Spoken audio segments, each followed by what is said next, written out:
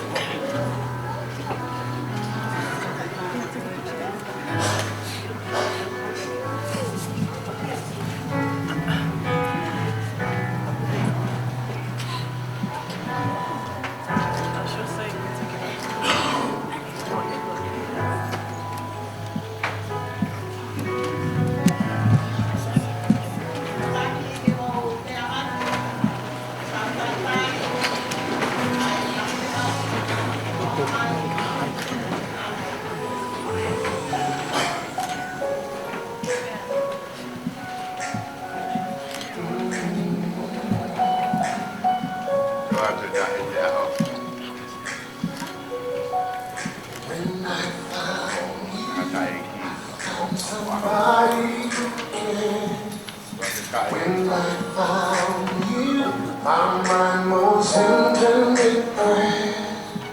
When I found you, I found what every heart dreams of. When I found you, I found love.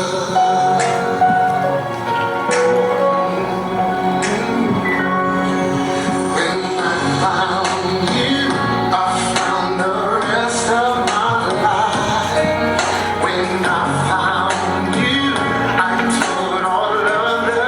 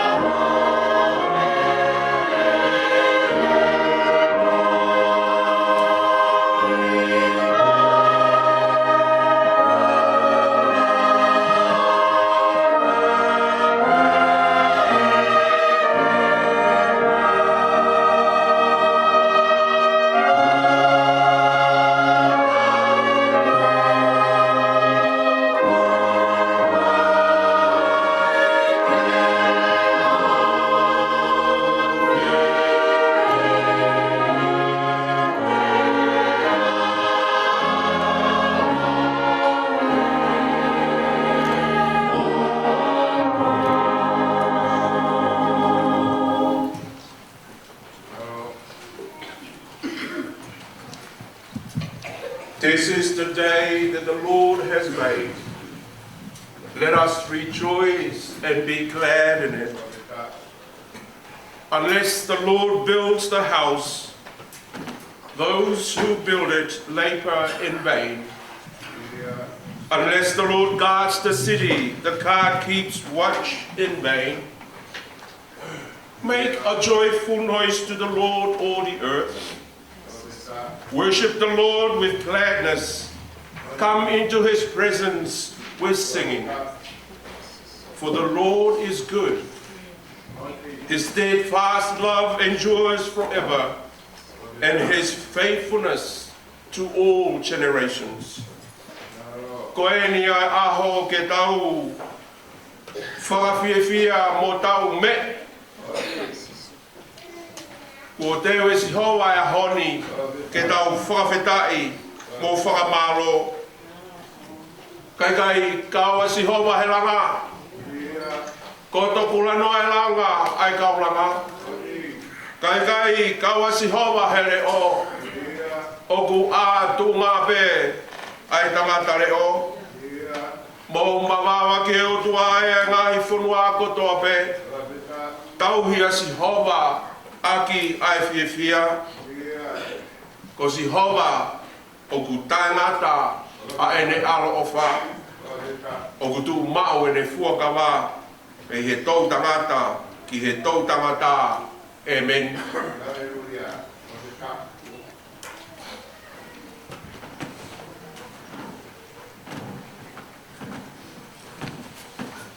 Ka whanawhana hei me kamata ki tau ngāwe ke pongpongi ni. Kono whāngia ua noa hini. Si kono e kokena i loto ka aleli. Nei fua i hena a iwi o eiki. Nei kai koe whawhanga. Mi koe whai to o mahaki. Ka koe ka atoanga. Ka whai peo naki. Malo.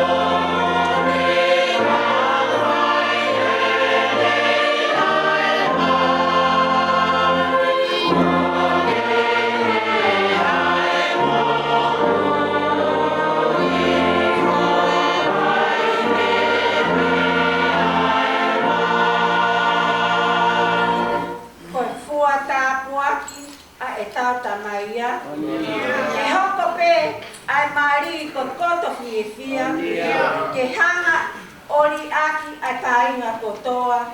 Kai piki ke waifi ka matai koloa.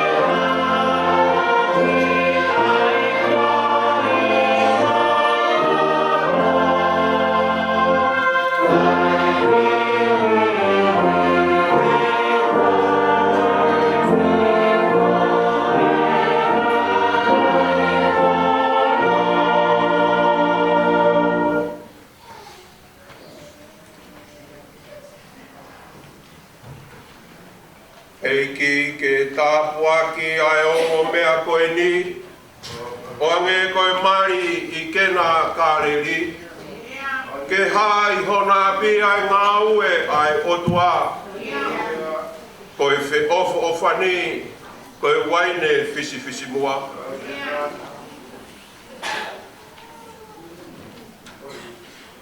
Ko mea ke tau lotu.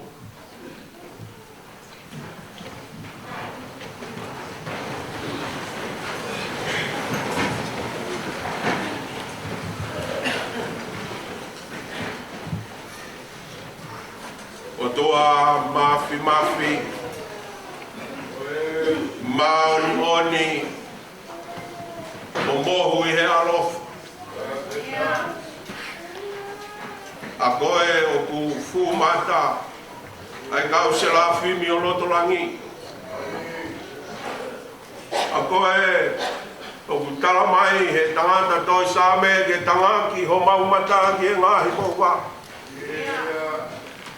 Ko koe a ku hau me ai ho mau tokoni. Mau walo roi saione ke mau hiki wheilau lau whawhita. He koe a Fiona, koe o tua maoni oni. O ku maoni oni hopure. E wika I haata o e whiriri waki pe koe whetoa. O ku maoni oni hopure.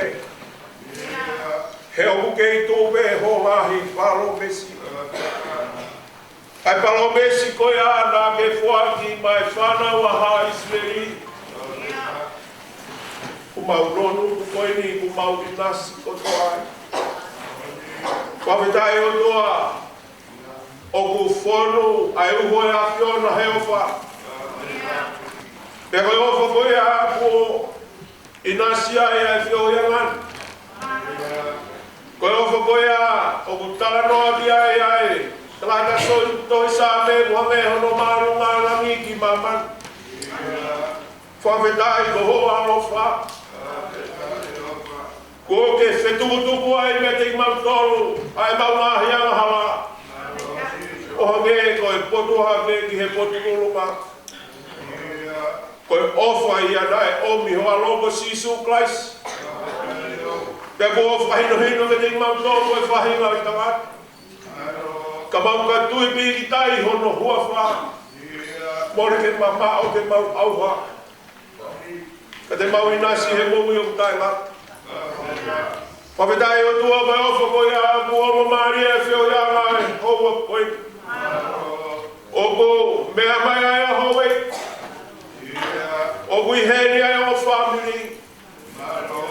O kui heni ai whaifkau kau mai o senua tamo siasi. Kai ngā ofa moi maheni ku mau au kau mai ke mau hiki wheilau lau whakaputai.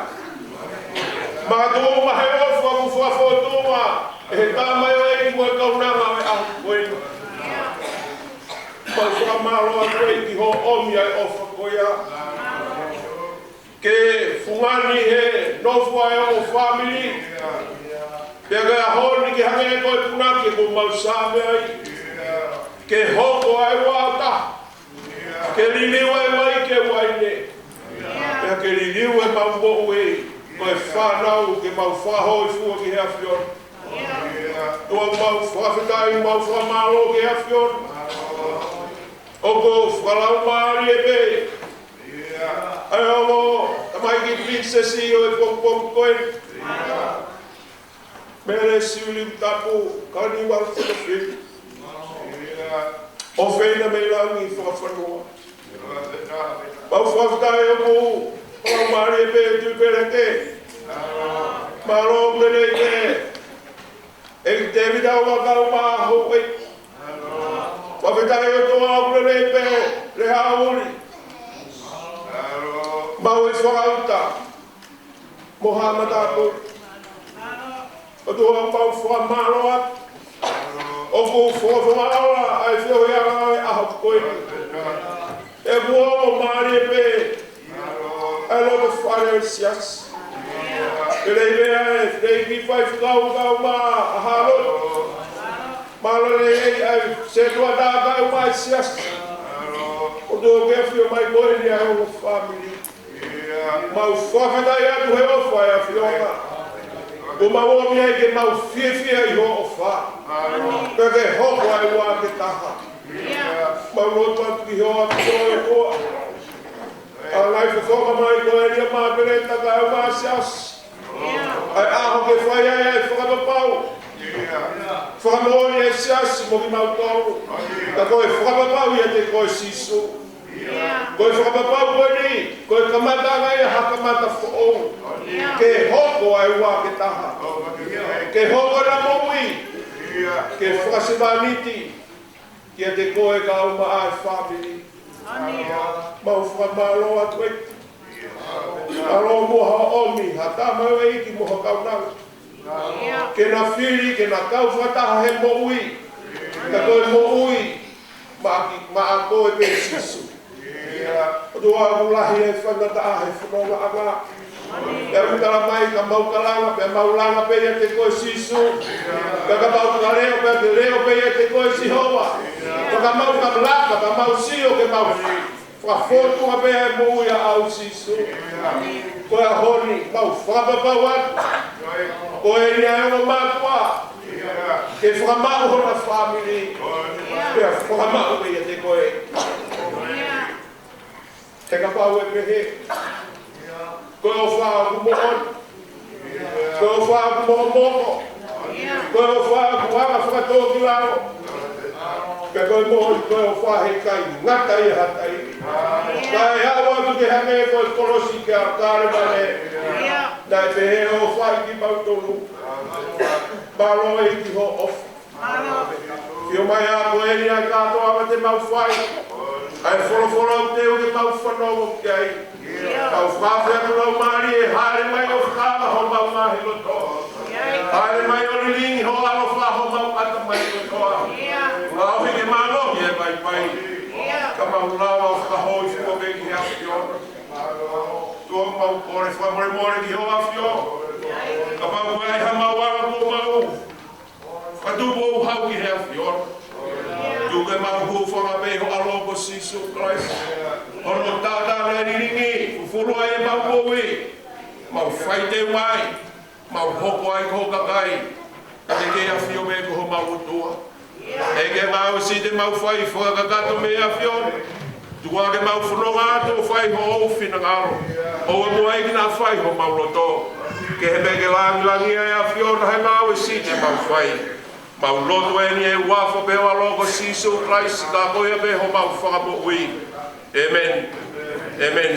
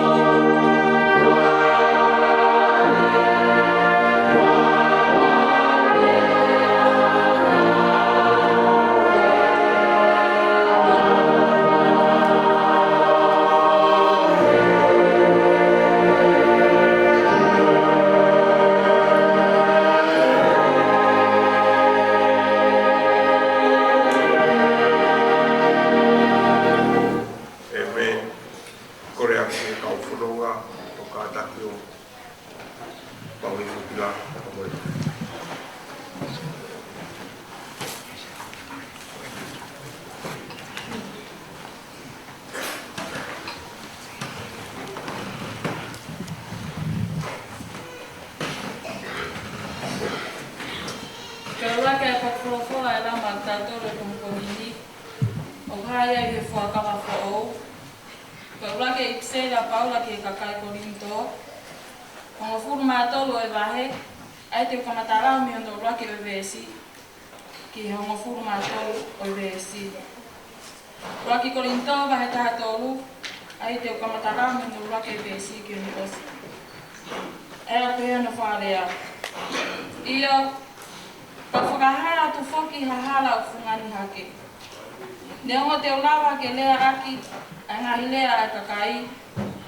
Ia, me ngahi lea e kau angelo, ka ikai i a te au ai ofa, koe mea pe ko hoko ki ai, ko hau uka mea ongo au, pe koha simpare tatani.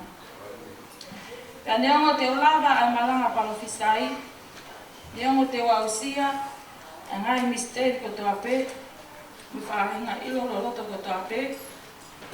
Ia, pea neongo, te osiki ai tui, o lawai ke hiki mo unga, ka oki ikai ia te au ai ofa, pe mi anu ape. Pea neongo,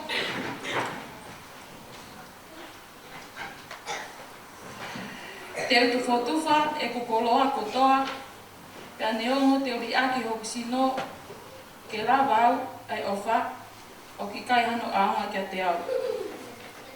Ko ofa o kuneanga moko mo ngalelei.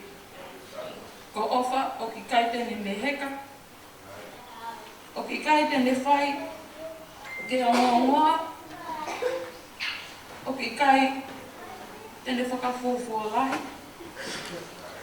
o ki kai tene whai tae tau, o ki kai tene kumi ene lele ia ana, o ki kai tene whakaita, o ki kai tene lau ai kohi, o ki kai tene whiawhia i e tae tonu, ka o kune kaunga whiawhia mo mo ondi. O kune ukunga i he mea koto ape, o kune tui i he mea koto ape, o kune amanaki i he mea koto ape, o kune kātaki i he mea koto ape. Ko ofa o ki kai ke ka anga ia i a taimi. Ka neongo koe maranga parofisai, ka e hoko o tae aonga, neongo koe whai taki, koe whai aki a ngahi lea, ka e whai o tuku ia, neongo koe ilo loloko, ka e hoko o tae aonga. Pe au whaakonga e tau ilo, pe au whaakonga e tau parofisai, ka o ka hoko mai e hauhaua, e toki tae aonga i a whaakonga. Lolotonga na aku tamasi, na aku lea whakatamasi, na aku whenga whakatamasi, na aku whakaukau whakatamasi, ka tālunga e kuhoko koe tangata, ko tuku ai tō onga whakatamasi.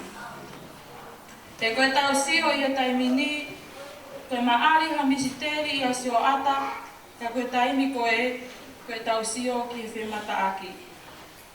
Koe taimini o kou ilo whakakonga pē, ka he taimi koe te ilo whaka au furi o hange whoki ne ilo whaka au furi au.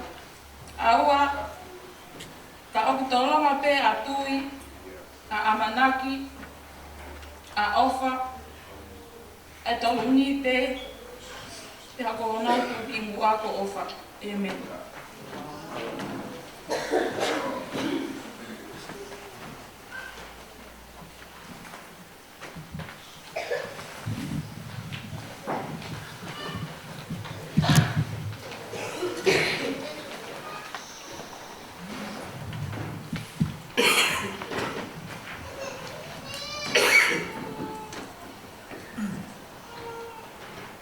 Kono ua wholofola i lau mata tole pōpōmini. O kāia i Sami te au uangofu mawhina. Sami taha wa fitu ai o pēhea mukalea. Ka i kai langa e Sihova ai whare, koe ngosia ai kauranga, koe kula noa pē. Ka i kai leohi e Sihova ai kolo, o ātu ngā ape ai tangata leo. Koe kula noa ho mo āhengheni, ho mo mohe tuai, ho mo kai ai maa o ngosia. He ne fuaki tatao pe ki hono o whaanga, kai mohe pēne. Makai, koe whanau, koe inas me siho. Koe totongi o ne ongi, koe fua he manau. Hange koe ngahi ngā hau, i he nima o hatoa, pe he ai ngahi foha o te mau ke taramoki. Monu ia, ka koe toa, ko whonua e ni hofanga hau na. E ika e maa, ai whaahina ko ia. O kanawa, ka lea moho na ngahi whiri i he matapa. E ni.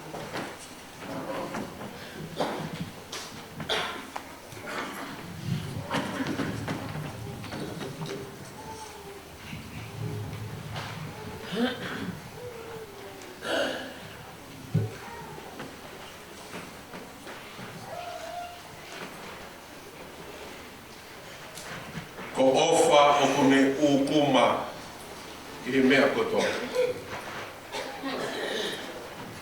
O kune tui he mea kotoa pe. Ne amanaki i he mea kotoa pe. Pea kune kātaki he mea kotoa.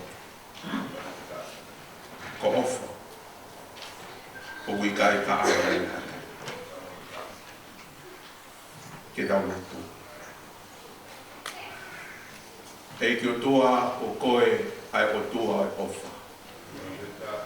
Tawange ke hoko ai lea a hoku mutunu. Mo e whalarau loto a ho mau loto mo mau ata mai.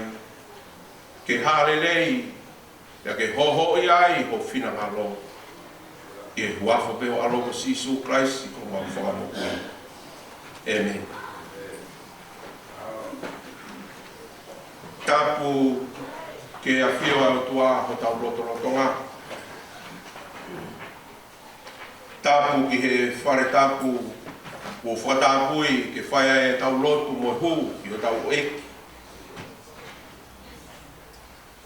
Whatapu aki o aine princesi mere siri tapu ka niwalu whatawhiri. E kia o whaina milangu whawhanua. Tapu ke tui berea ke, e te mita onga mo ho eki. Tapu atu e re hauli, ka ngā pulu. Ma ui whangauta ka ngā wharea matapu re. Tapu ke whenei whaifkau, si utai sa tūtau. Kau mā au whaifkau katoa pehu, tau kau whataha he houa mahu inga koeni. Whatapua ke o se tuataga ma siasi o paine monia. Pehe ki he whaho ka ma ai ulumotu ai o family. Whatapua ku ki he maheni mo e kaina ofa mo mea mai a koeni. Pehe whatapua mahe ki a makereta tukino ka ma a siausi. Matikito. Tangata hei e te au whai ki tu atu kai tupe mua ke u whakapoloa ai wholofora ko tuku ma tautolu pe houa mahu inga koeni. Whakawhetai plau marie ki o tua he ne ome whainga marie ke tāpua ki au aki ai wholofora a koeni pea moi katoanga fifia koe mari a makereta ka au masiausi. Whakau ko ilo be ko e whatongia eni ko e tāpu aku o ka ko ke whainasi a ke motu ani ka ko whawheta iki he eki. Whamore more pe ai o whamiri ka au masiausi. Whamore more aki ho eki ko e motu a tonga au e paparang ka na whaampe ke ukirea whaparang. Ko ilo be o kuhenia ngahi kaunga me o siausi pia mo makereta o kai ke na ulawa o rea whakatoa. Ka koe uhinga e na ki kamata ai ke uki lea whakapalangi te kua. Whamore more. Ka koe wholofora a koeni. Ko tui bena o mi eki ke wahe ma siausi pia mo makereta. Taim bena e wahokoangi e nei whaifkau ke te au ke urere mai o kau e whiwhia a koe ni. E ne whahoko me whatongia Kai ne tala mai te teu ha wholofora. Ta koe wholofora koe ni, na kai ki utoi no whakaukau, nai omi he taimi pe ko ia te ao makareta. E mo se asi. Ko ilo pe mai ai na tūla mo ilo ke mea koe ofa. Ka koe a honi, o roto pe ke toi whakamanaku ka tiki mua. Nai pehe moao, nai ei taimia na whakaukau koe ofa i he uhinga pea a ako. Ka koe a honi,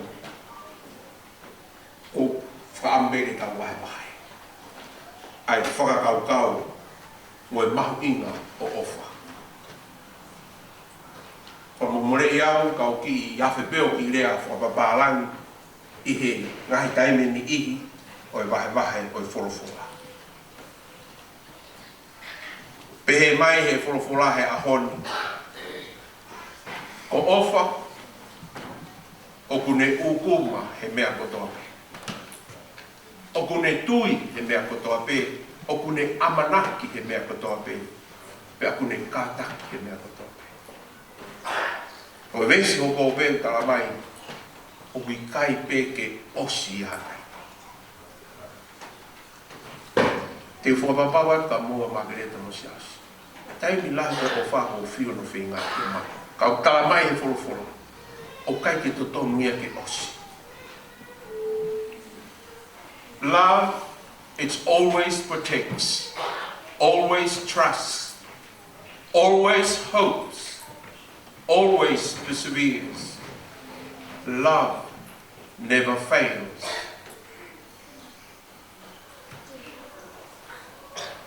In my understanding, as I grow up, love, there is a meaning for it. And it based on my feelings and things that I want. But today, I would like to say to Chelsea and Margareta that love is deeper than just what I thought it's important. Love is greater than the highest mountains the psalmist talk about. Love is deeper than the deepest sea. Love is wider than the whole world. Love, we find it in only one place that we can be able to explain, protects, always trusts, always hopes, always perseveres. Love never fails when we see that on the cross of Christ. That's the only place that you and I can understand how deep love is and how great is love for the whole world. Not only for me as a minister, not only for those who come to church, not only for those who are praying and reading the Bible. It's open to everyone if we allow ourselves to accept the love of God through Jesus Christ. Whoever believes in him shall not be perished. Regardless of what you have done, regardless of how you live your life, if you turn and accept Christ in your lives, that's it. Claim it and say, I've got it. Thank you, Lord. And thank you, God, for giving me your love. It's not for you only. It's not for your own self, but love. As you receive it, it's only love if you give it. It's only love if you share it. And today, I'd like to say to you, Margaret and Chelsea, if you hold on to it, I don't think it's love. It's not based on feelings. It's not based on what you want. It's not based on how people say to you. It's about God within us, within you too. And then you live it out every single day. Every minute of your life. Every breath you take. Take with love. Every step you take, walk with love. every time you hold and touch each other. Touch with love of God. Ko e honi, o tui be tau maheni mo e ofa. Tau whanongo he hiwa o e ofa. Tau whanongo he whau o e ofa. Hono tala noa e ofa i mamani. Pea ku whakatata ke ngahi mea kehe kehe. Ka koutui e iai ho uhinga, pe iai e uhinga, pe uai mo e tau whakakaukau. O makatuunga i he tau ngahi whie ma au whakafoituitu. Ka koe ofa koe a o tala mai o kune ukuma. Sasi. Ko ilo me koe i toi lahi me aia ke ako o ilo ke mo uia makereta. Pe a totonu ke ai ki ukuma ke mo whanonga heki mai taimi o e ako ke ilo. Ko mana tui be ako naki a tantai whai whakau ka te au he aho na ako hange e ko ki mō. Ko whehui whai whakau ka te au pa kou tui be na os whehui ai whai whakau ka te kinau tolu ko toa pe ne mō whau whaamini hange ko e aho. Ko whehui na te kalamai ka te au kuke ilo le rei o hoa. Toa e kemo ko pe iyo. Vai ficar oreva. O te eki ai ke mo whiohi mo hoa ha hoa e wafa. O ta koi. Tama e iyo. Upau ke ai ukuma koe ofa ia ke whai ako mo whunga. I kai ngatai tui pe koe ne o koe te ke ilo e u mea koe na o ne talapai. Tui pe koe. Pekai, amanaki ai pe he iai pe aho te mahino kia te koe, te a whai ai pe ho mo whanonga whiwhia. Pakapau e anga ai mea kuma te renga tāka. Pake kāta. Ko reso ni nai lau, me sā me, koe me whuri e ua o ko whakatoa ngā. Ko mea koe na kamata tarano ki ai, o ke hange ia ano whakarea koe ai sā mea. Koe langa ko mo ki whāmi. Pa koe langa ko ia, o tūbeo ko mo mea. Pea o mea i e hawhanga. Koe whare koe ni na iai kono kau tāparani. Pea koe iai pea mo ensinia. Pea koe iai pea mo e kaulanga. Pea osu koe ia pa nao mai o whai langa, o te ai mo e whahinga nao mai o whakamakai pe mui koe e kaulanga. Ki he langa mo palani nai whai.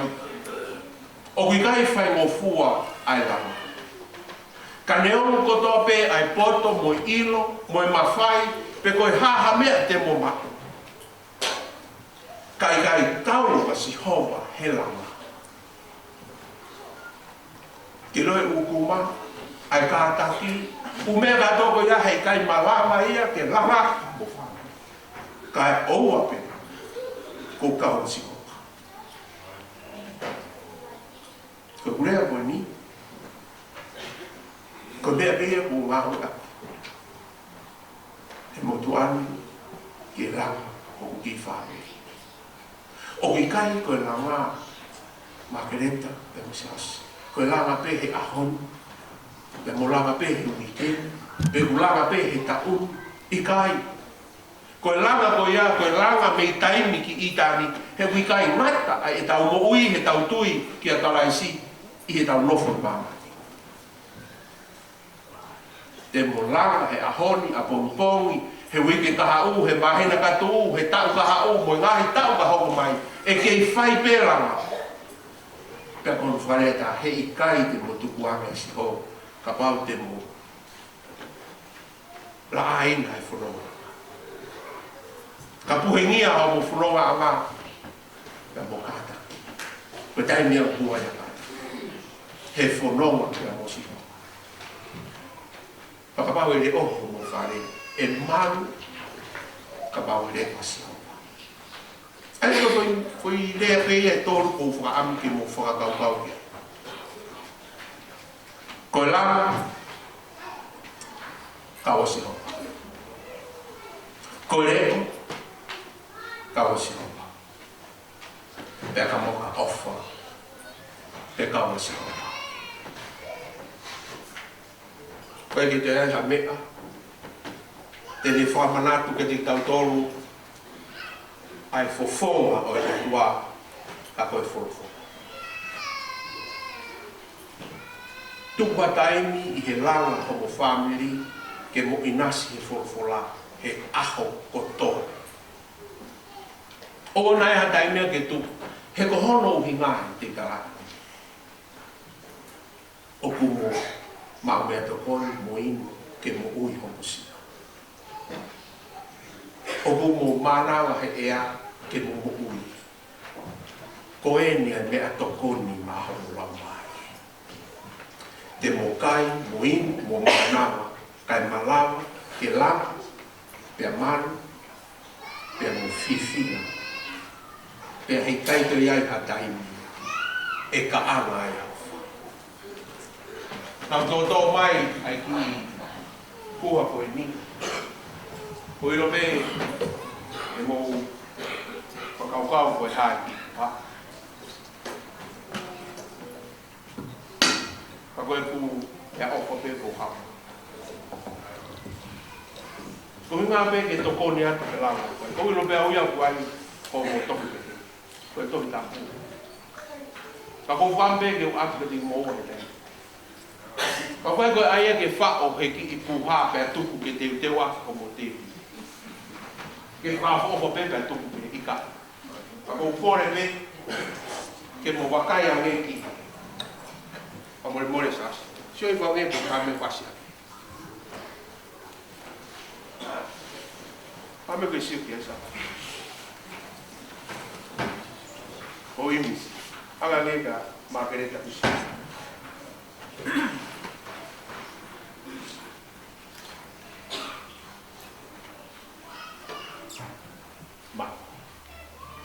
Kaya he aho te mo teo ki o mo whanonga hei hala. Ko sio atai ni ki mo sio. Makareta. Tene toko a sio atai. O i kai ke tuku ia he puha. Ka mo teo pehe ka whaki. Ka mo ka whanonga hei aho kotoa pe. Ke hoko e ni ko sio atai. Te mo whaka ofo. Ka te mo ha. Kino ki noi fie mo hoi. I kai kia te koe pesi aus, kia te koe pe mapi. Ka koe awhiu mai ai.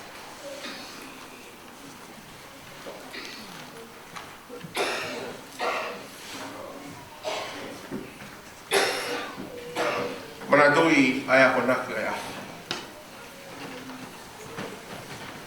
O kune ukuma e mea kotoke. Ko ofa kune tui e mea kotoke. Ko ofa kune amanaki e mea kotoke. Ko ofa o wikai ka amanaki. E osi ka pau e kai te motoko e wholofola. Ke whaiaki hono mana wai o ko whami. Ke whaiaki hono whawhanga o whainu o ki whami. Pa mo mani o wikai ko moua pe te mo inasi re rei mo e tāpuaki ko ia ko homu whami re ke nau inasi. Ko e kaunga api ke nau inasi. Whonoa e mo siasi ke nau inasi. E tāpuaki ku whakakoroa ki moua e o. Tala mono atu ke te moa, Margaret mo siasi. Tau ake me mo e tō mafi, ke ne whafonu ki moa ke ai keres whaka o tō. Ke ukuma, ke kātaki, ke amanaki, ke kai koe ka anga o whaia. Mandu i pe, ko ofa, o ki kai koe ongo, ka koe mo ui, ke whewha ataki, mo whewha lama. Ia sakoma. E wafo ke o sisu paise. Amen. Amen.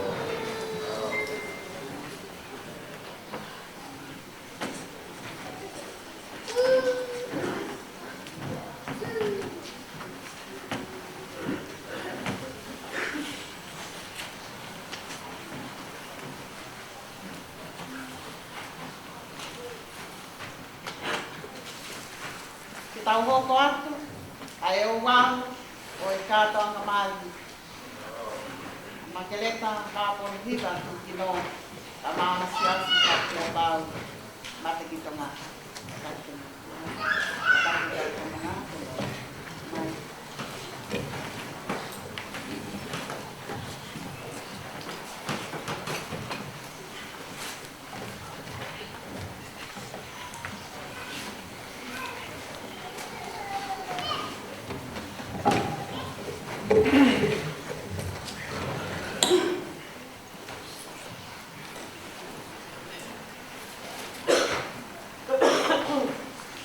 Si kainga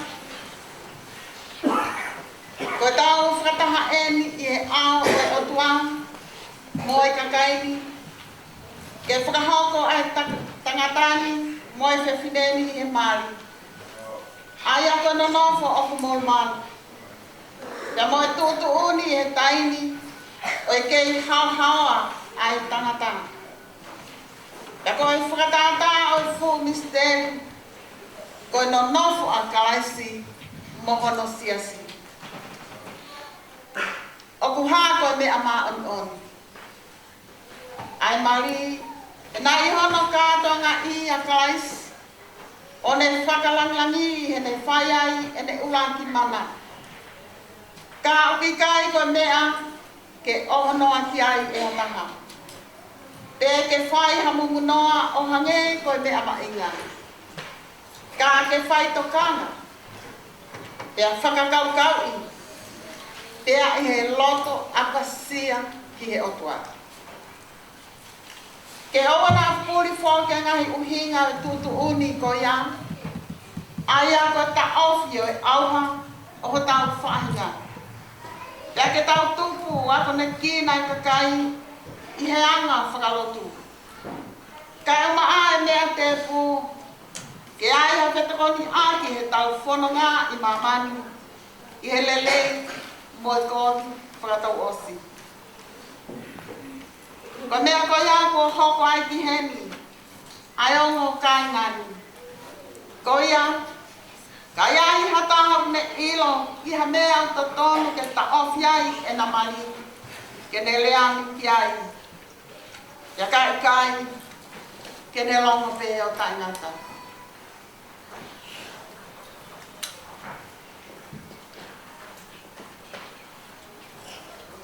Sias, o makeleta. O ko tapo ke te moa.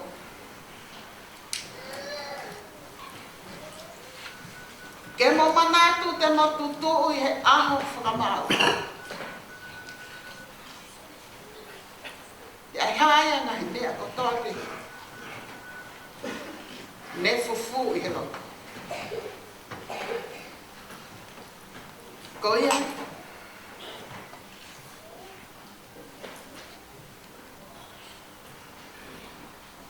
Ka pau ilo e hamota. Hame ang toton ke ta ofia I homo mari. Tawang mo ki mo ke talama.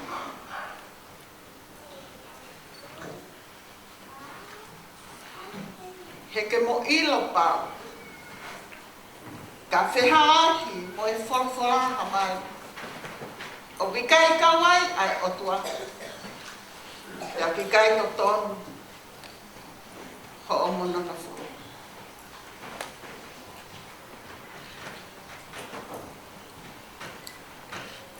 Siasi. O kuke loto ke maua makeleta. Māpolo hiba tukino. Ko Hawaii fi whakamau. Ke mononofo whakataha I e whakamau mā oni. O whakatatau ke tutu uni ai otua. Te ke ofa kia te. Mo ke whai whakaapa kia te. Pea ke tauhia I hano mahaki.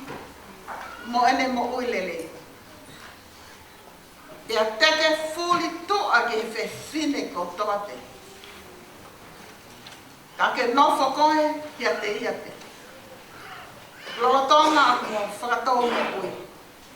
Ko holoto ia. O bloto. Hello.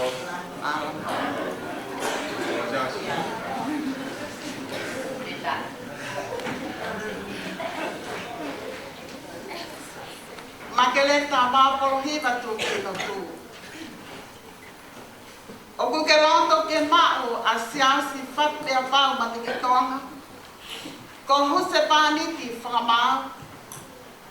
Ke mononofo whakataha i he whakamau ma oni. O whakatatau ki he tutu uni ai o tuaki. Te ke taonga fua ke tea. Mo ke tauhia. Mo ke ofa ki a tea. Te ke whai whakaapa ki a tea. O tauhia i hano mahaki. Mo ene mo uilele. Te ke fuli tu a ki he tangata ko tote. Ka ke nofo koe ki a te ia pe. Lolotonga u, mo whakatau mo ui. Ko haloto ia. Malo. Ko hae o ne whaki, ai whewhineri. Ke maari mo tangatana.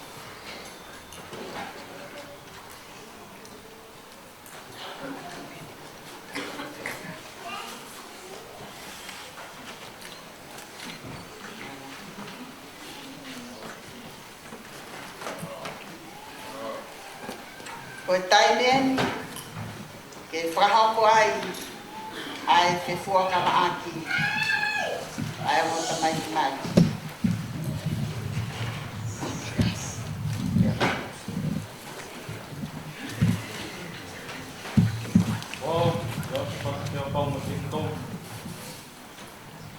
O mai koe no kereta, wāpuro hiwa, te kai ala moana ka rere tūkini, o kuai whamau. He awanu, whai mai mai pēne. He rere, moi kōt, he maumea, me masiwa, he mahaki, moi moui, he ofa mtau koe, kai oua, whamau ai te tau ai mai. E tuk whamau ai te tau ai mai. Whata tau e tūtūni ai o tua kawa i te koe.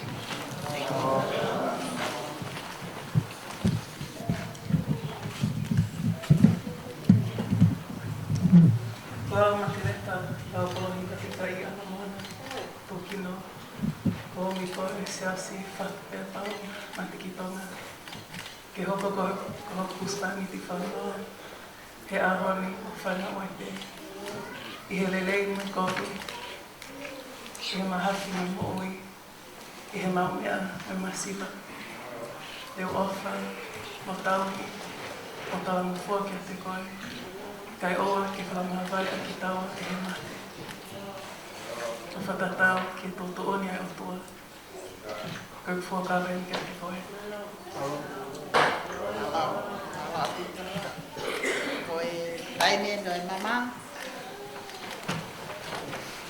Ia e mama.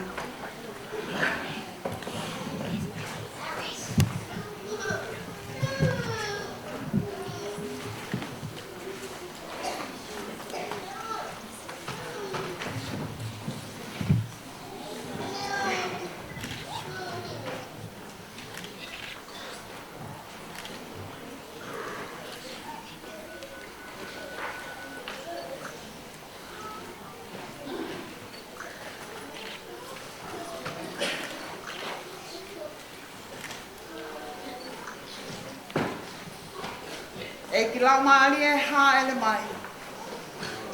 O tā puaki ai o mamani. Tā puaki mo siau si ka māma kerehe. A manake na tui. Ai mamani. O kui kai ko ha teu teu pe. Ka koe whakailonga o i kovnani te. Ko na whai e ahoni. E huawha tamai mo au. Koe lamari e maa antoni e nene.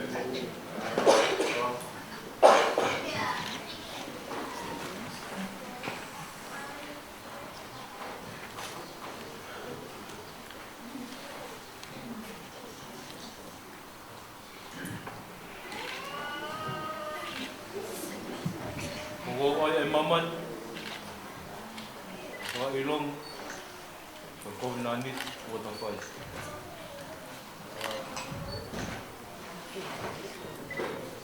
Ke wapa tamai. Well, não mari mano.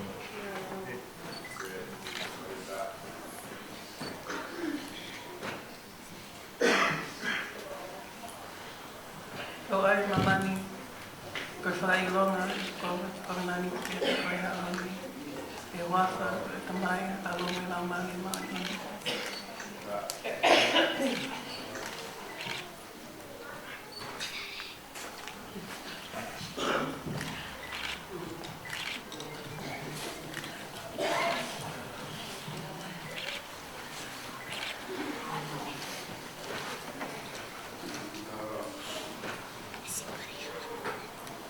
Ko ki nau tolu po whakahongo e o tua. E kai au pito. E toi whakamawai e a mea. Ia koloa. E ko tangata mo whesini. Ka ke tauhi ma oni ki he o tua. E wafa tamai mo au. Mo laumari e na au.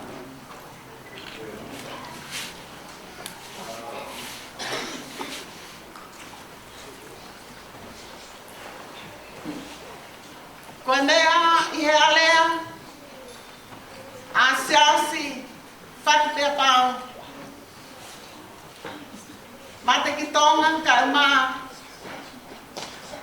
makeleta, ba polohiva ku kino. I he mari maa ni oni. Te a kuona whapapau ia I he ao o otua mo e kakaini. Te a kuona whakamo oni ki ai, I he ena wheku ke ai ki hona ni maa. Ko ia, o ko whakaha, ko e husepaniti, mo e waifi ki naua, I he huafa o e tamai, mo e ao, mo e laumari e maa oni oni. Lama mani.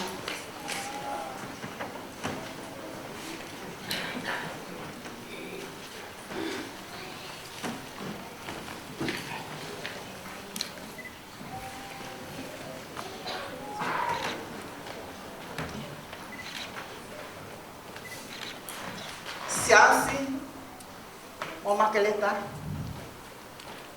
O whaketa paki I, mo whamo ui, mo tauhi ki mo ua e o tua koe tamai.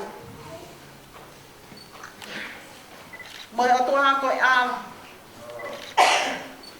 mo e o tua koe laumari e maa on. O whake a whiolele ia si homa ki a tek mo ua. Te a whawhonu a ki mo ua ngahi tāpua ki whakalaumari e kotoa pe.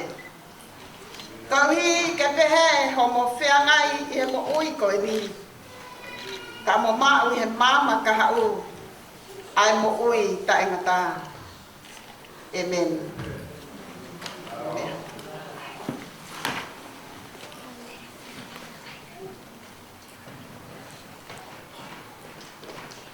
Koe a haoni. Ko whakaha.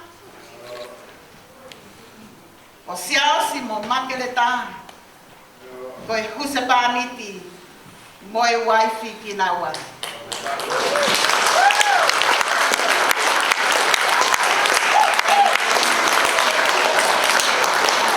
E te ilo ati ai, ai ongo mea mani.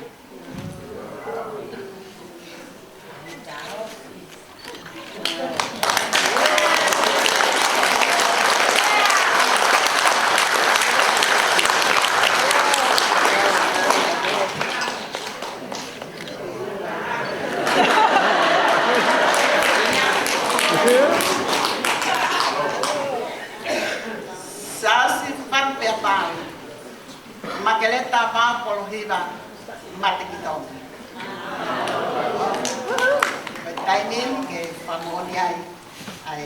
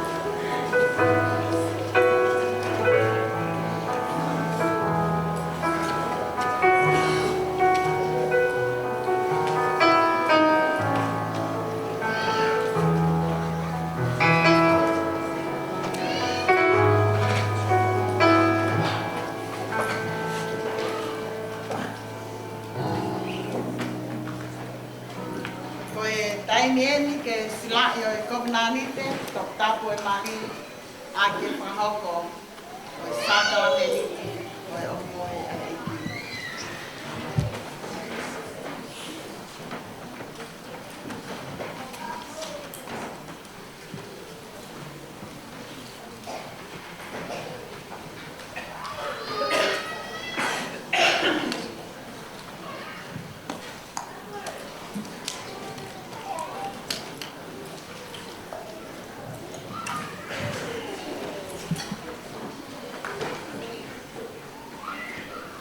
Ui o tampaya e sakala mai ki magleta ka masa as to e sila e whakapau mo whakapau e commitment e ahoni i ko e whakaukau i hoko e atau e ki ko e whamau i e te mansaki reason why we're doing the meeting and you will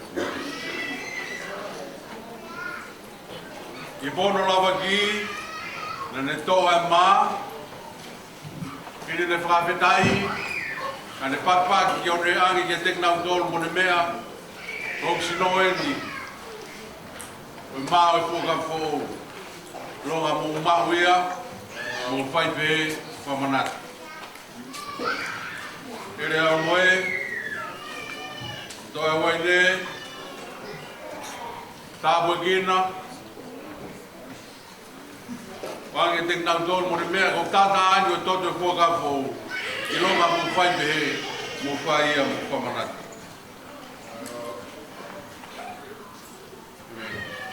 Lava mai o mo rātua e kau e mo mea mai.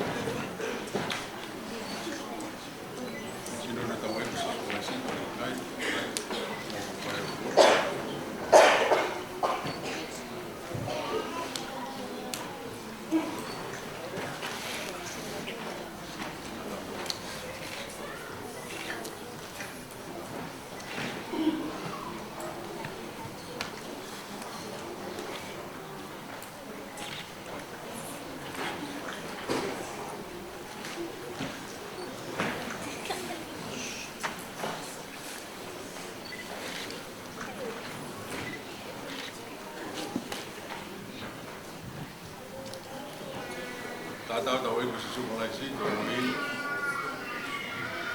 wha,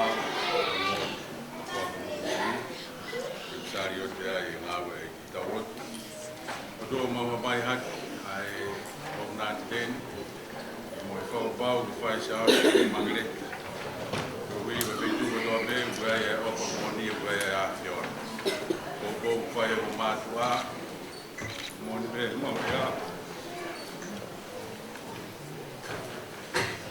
Aho, tama tu e whae, ai gai hoi a pēga koe e kōkō o whae e mau, mai mau whanau, koe langlangi o e mau kore tu e whakita, ka koe kina ki nau, o me kōkō o tō pēku whae, o mātua ka o mai sisi, waka e lau maari o e a whiona, kare mua roto o hūni, lai sa o mau tō.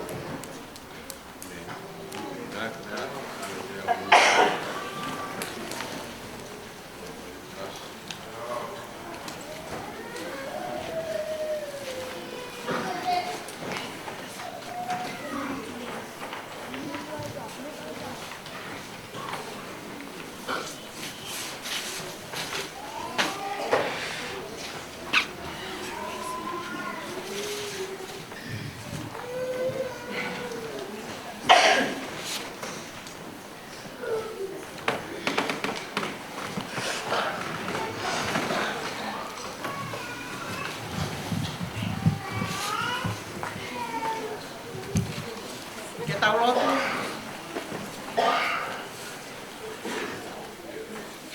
Ei koe atua mafi.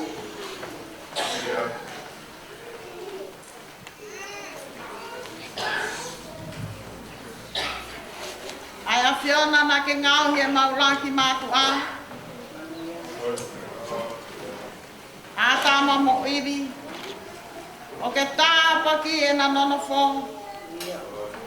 O wha ke hifo ki hongo me ani. Ai koloa o ho ke lesi. O whakatapu i aki naua. Ai sino mo e lau marie. Ke na nono fo feo fo fani. Ke osi e na mo ui. Kai hoi fua i pe ho finangalo i a te kinaua. Ei ko atua e palahame. Mo ai sake, mo se koki. Ai a Fiona na ke tāpa ki e nau nana fo. Ai kau pēteli ake ko ia. Ke hifo pehe mai ho tāpa ki ongo me ani. Kau hi ke na whai ho finangalo. O nofo malu ai pei ho lalo kapakau. O mo ua ho o whawa au ki ngā taanga o ena mo ui. E i koe tamai o mau e ko si sukalaisi. Ai a Fiona na ke whaki ho alo koe husepāniti o siasi. O ne whaki eia e ne mo ui koe ui koia. Ke tuku mai e anga koia. Kia siausi o makeleka. Kau hi ke o whai hono wai fi he tangatani. Pia ke anga lelei mo talango fua e whewhineni. Ki ono husepāniti. Kāna whakatau hoko ko ea e pule anga ta ingata. Ia sisu kalaisi ko mau otua. Amen. Kore a te himi ko awhi.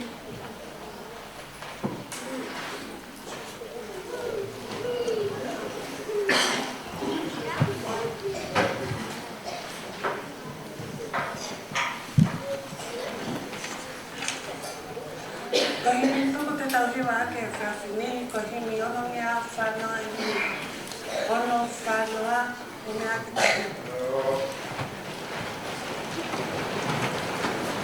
Oi awa ke reisi whakolonga e tui o amana. Kai hulu atu me a ofa e tono i ani.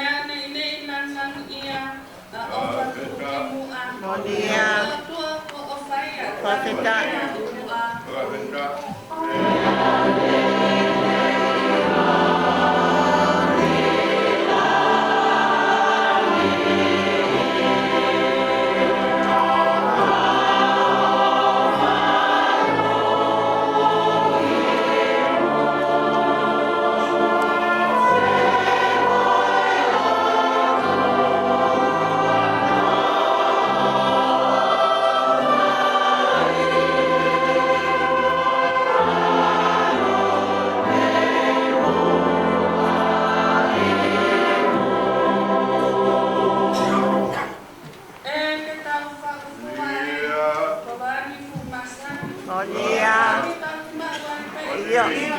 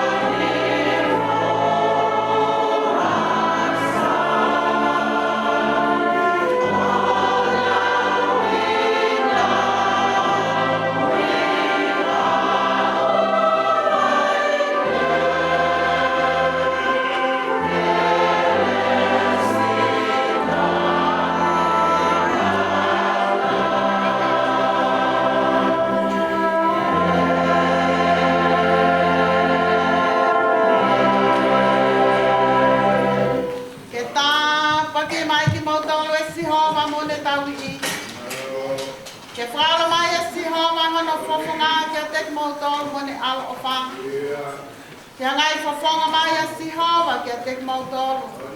O ne atua e meri no. Ko e ke resio tau eiki mo e o whae o tuau. Te we lau maari e mao noni kia te tau tolu ko toa te ia. O na hili kai whai pe o tai ngata. Amen.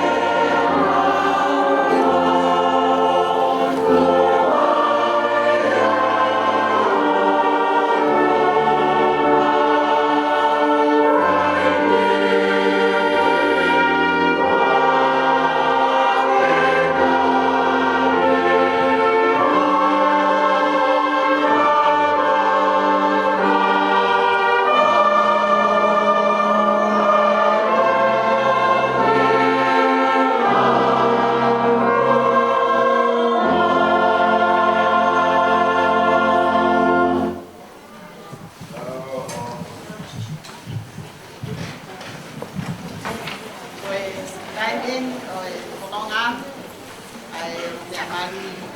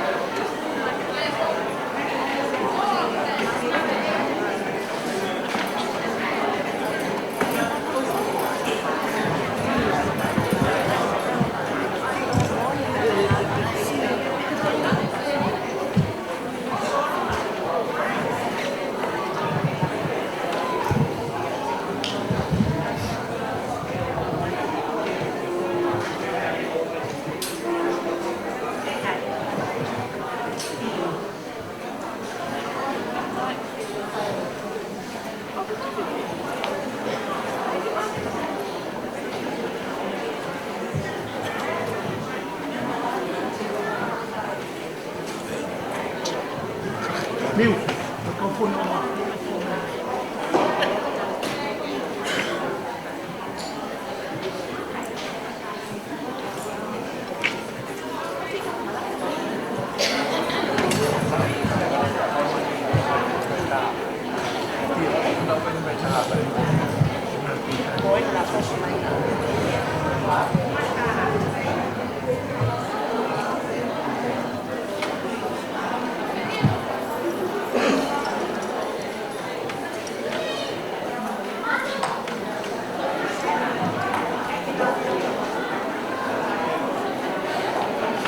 Một trong một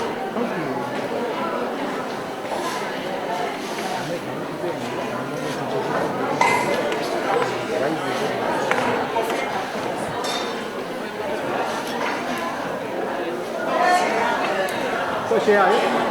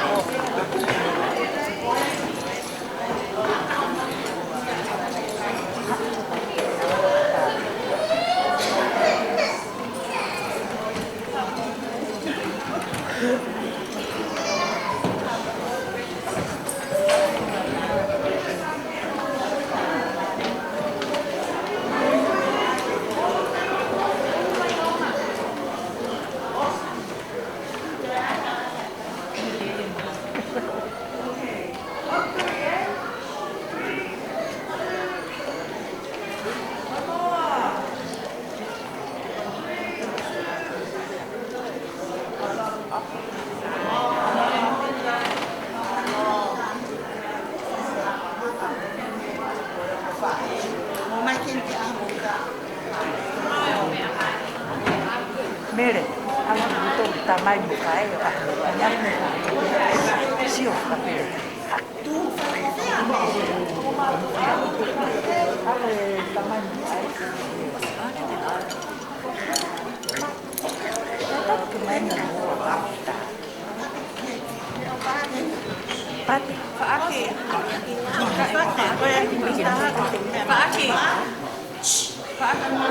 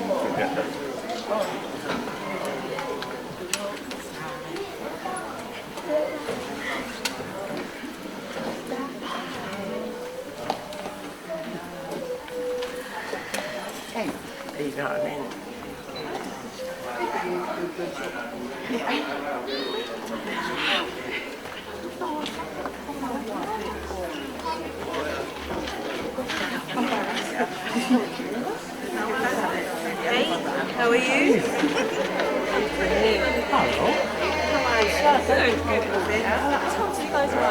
Oh, wait, good to see you.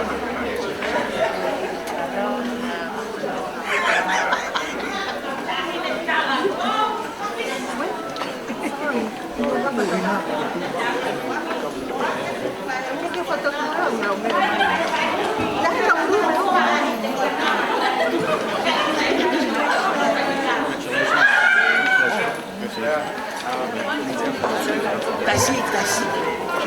Kuah tasi.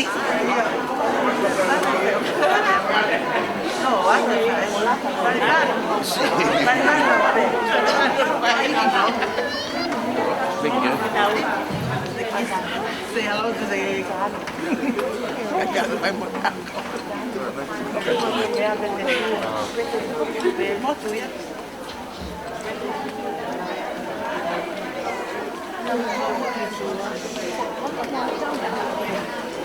Aku tak tu mai di mau. Oh, masih ada lau lau.